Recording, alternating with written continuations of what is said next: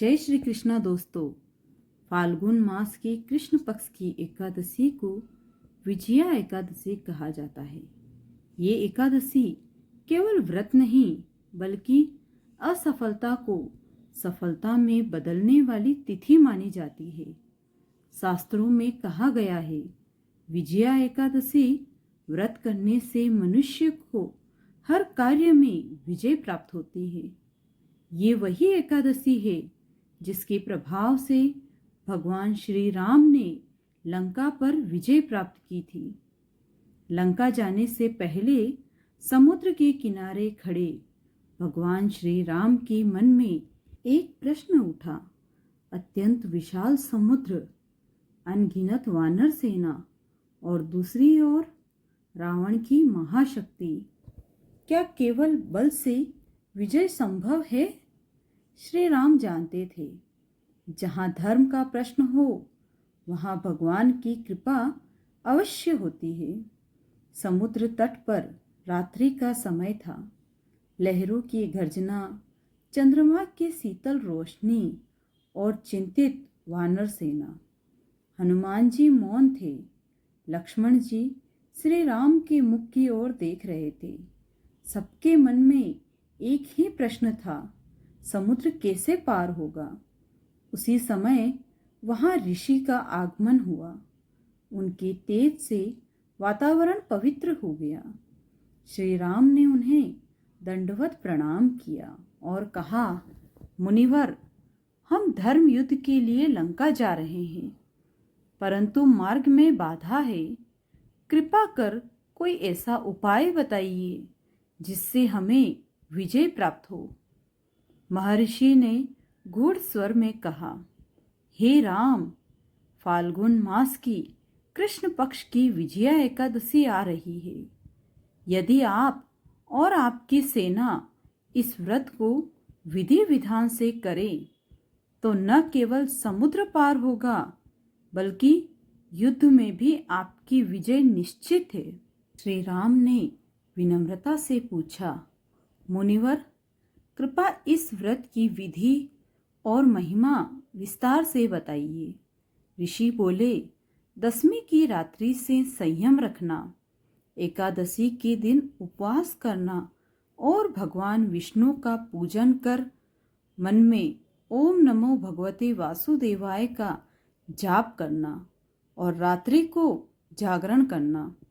द्वादशी को इसका पारण करना चाहिए। उन्होंने कहा, यह व्रत केवल शरीर का नहीं, मन, विचार और अहंकार के त्याग का व्रत है। भगवान श्री राम ने हाथ जोड़कर कहा, यदि यह व्रत धर्म की रक्षा और अधर्म के नाश के लिए सहायक है तो मैं अवश्य इसका पालन करूंगा। उस दिन से पूरी वानर सेना में एक नई ऊर्जा जाग उठी। सबने श्रद्धा से विजया एकादशी व्रत का संकल्प लिया। एकादशी की रात्रि में समुद्र की लहरें शांत होने लगी। वातावरण में एक अद्भुत शांति फैल गई। हनुमान जी ने अनुभव किया, आज वायु भी हमारे पक्ष में है। जब मनुष्य अपने अहंकार को त्याग कर ईश्वर की शरण जाता है तो असंभव भी संभव हो जाता है। फाल्गुन कृष्ण पक्ष की एकादशी की रात्रि थी। समुद्र तट पर दीपक जल रहे थे। वानर सेना मौन थी और भगवान श्री राम ध्यान में लीन थे। चारों ओर केवल एक ही नाम गूंज रहा था, ओम नमो भगवते वासुदेवाय। लक्ष्मण जी उपवास में भी सजग थे। हनुमान जी ने पूरी रात्रि जागरण किया। वानर, भालू, रीछ सबने अपने अपने मन में संकल्प लिया, आज नहीं तो कभी नहीं, हमें विजय चाहिए, पर धर्म के साथ। जैसे जैसे रात्रि बीतती गई वैसे वैसे प्रकृति बदलने लगी। समुद्र की गर्जना धीमी पड़ने लगी। हवाओं में उग्रता नहीं रही। चंद्रमा की रोशनी और उजली हो गई। ऐसा प्रतीत हो रहा था जैसे प्रकृति स्वयं श्री राम के पक्ष में खड़ी हो। समुद्र देव यह सब देख रहे थे। उन्होंने सोचा, आज स्वयं नारायण का अवतार मेरी सीमाओं को पार करना चाहता है। यदि मैं अहंकार में रहा तो अधर्म का भागी बन जाऊंगा। विजया एकादशी के प्रभाव से समुद्र देव का अहंकार गलने लगा। 3 दिन बीत गए। समुद्र ने मार्ग नहीं दिया। लक्ष्मण जी का धैर्य टूटने लगा। भैया, अब शस्त्र उठाने का समय आ गया है। पर श्री राम शांत थे। उन्होंने कहा, लक्ष्मण, धर्म पहले विनय सिखाता है, फिर बल। यह विजया एकादशी का ही प्रभाव था कि क्रोध में भी मर्यादा में बंधा रहा। जब समुद्र ने फिर भी उत्तर नहीं दिया, तब श्री राम ने धनुष उठाया। उनकी आंखों में अग्नि थी, पर हृदय में धर्म। उन्होंने कहा, यदि विनय से मार्ग न मिले तो न्याय के लिए शक्ति आवश्यक है। पूरा आकाश कांप उठा। समुद्र की लहरें भय से थरथराने लगी। उसी क्षण समुद्र देव प्रकट हुए। वे कांपते हुए बोले, हे प्रभु, मेरे अहंकार ने मुझे अंधा कर दिया। कृपया कर मुझे क्षमा करें। उन्होंने आगे कहा, आप नल नील से सेतु बनवाइए, मैं स्वयं उसे धारण करूंगा। यह सुनते ही वानर सेना में उत्साह की लहर दौड़ आई। नल और नील आगे आए। शिलाओं पर राम राम लिखा गया और चमत्कार हुआ। पत्थर तैरने लगे। यह सब संभव हुआ विजया एकादशी व्रत की दिव्य शक्ति से। जो पत्थर डूबते थे वे अब पुल बन गए। जो भय था वह विश्वास बन गया। हनुमान जी बोले, प्रभु, यह केवल सेतु नहीं, यह भक्ति और विश्वास की विजय है। विजया एकादशी हमें यही सिखाती है, धैर्य, संयम और सही समय पर सही निर्णय।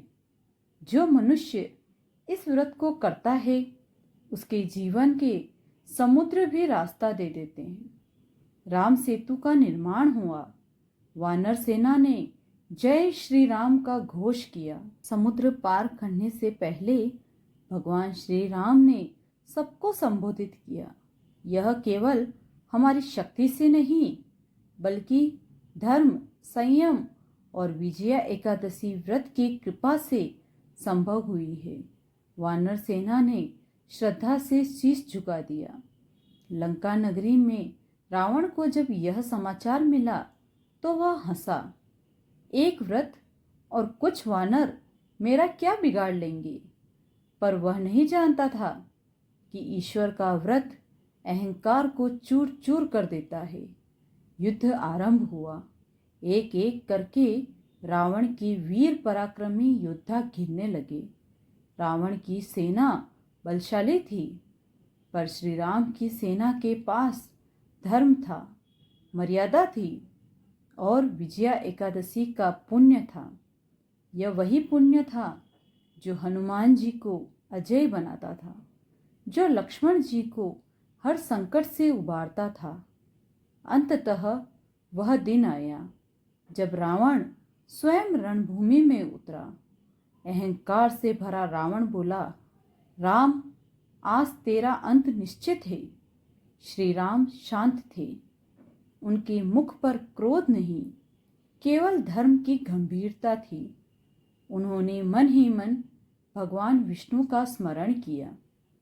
विजया एकादशी का फल पूर्ण रूप से जाग चुका था। श्री राम का एक बाण चला। रावण का अहंकार, उसका पाप, उसका अत्याचार सब उसी क्षण समाप्त हो गया। आकाश से पुष्पों की वर्षा हुई। देवताओं ने कहा, धन्य है ये एकादशी जिसने स्वयं नारायण के अवतार को विजय दिलाई। माता सीता की अग्नि परीक्षा हुई, सत्य विजय हुआ। अयोध्या लौटकर श्री राम का राज्याभिषेक हुआ। यह केवल एक राजा का राज्य नहीं था, यह धर्म, सत्य और संयम का राम राज्य था। कथा के अंत में ऋषि ने कहा, एक समय की बात है, एक निर्धन ब्राह्मण था। उसके जीवन में हर कार्य विफल हो जाता। किसी ने उसे विजया एकादशी व्रत करने को कहा। उसने श्रद्धा से व्रत किया। कोई दिखावा नहीं, केवल विश्वास। कुछ ही समय में उसके संकट दूर हुए, जीवन में स्थिरता आई और अंत में उसे विष्णु लोक की प्राप्ति हुई। यह व्रत हमें सिखाता है, हार के बाद भी धैर्य, क्रोध पर संयम और ईश्वर पर पूर्ण विश्वास। यह व्रत कहता है, जो भगवान के साथ है उसकी हार संभव नहीं। विजया एकादशी व्रत करने से हमारे सभी पापों का नाश होता है, कार्यों में विजय प्राप्त होती है, भय, शत्रु और बाधाओं से मुक्ति मिलती है, अंत में मोक्ष की प्राप्ति होती है। यदि जीवन में बार बार असफलता मिल रही हो, मार्ग दिखाई न दे रहा हो, मन टूट रहा हो, तो विजया एकादशी व्रत की शरण जाइए, क्योंकि जहाँ मनुष्य हार मान लेता है वहीं से ईश्वर का कार्य प्रारंभ होता है। अगर आपको ये कहानी पसंद आई हो तो इसे लाइक करें, चैनल को सब्सक्राइब करें और वीडियो को शेयर करना ना भूलें और कमेंट जरूर करें। जय श्री राम, जय एकादशी माता, जय श्री हरि।